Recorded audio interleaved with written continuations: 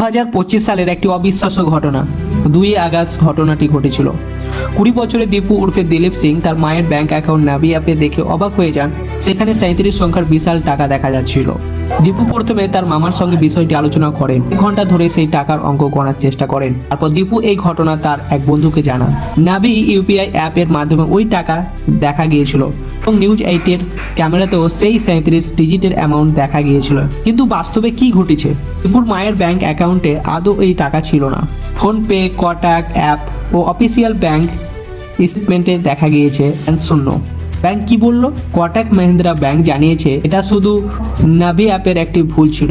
এটা ছিল জাস্ট একটা টেকনিক্যাল গ্লিচ। চলো জেনে নিই এটাকে নিয়ে দীপু কি বলছে। यानी अकाउंट को बताया नहीं जा सकता, इतना बड़ा अमाउंट था, पर मैंने उसके डिजिट यानी जब गिने तो उसके 37 कहना मांगते थे। और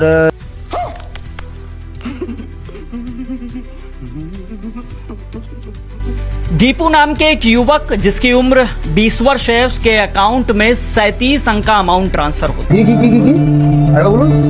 आप उस वक्त क्या कर रहे थे और ये जानकारी आपको कैसे हुई कि आपके अकाउंट में 37 अंक का ये अमाउंट ट्रांसफर हो गया है? मैं उस वक्त ये बात 2 अगस्त की है, जब मैं उस वक्त है ना दोपहर के टाइम खाना खा रहा था मैं, और मैं अपना फ़ोन चला रहा था।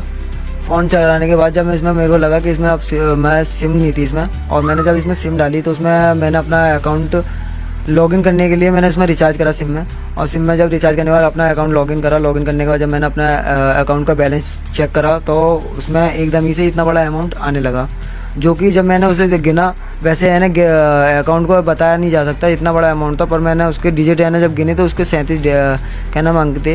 और সঠিক ব্যালেন্স জানার জন্য ব্যাংকের নিজস্ব অ্যাপ অথবা নেট ব্যাংকিং করতে হবে। পুলিশ কি বলেছে? পুলিশ জানিয়েছে এটা কোনো প্রতারণা নয়, বরং এটা টেকনিক্যাল সমস্যা। দীপুর নামে কোনো মামলা হয়নি এবং তদন্ত চলছে।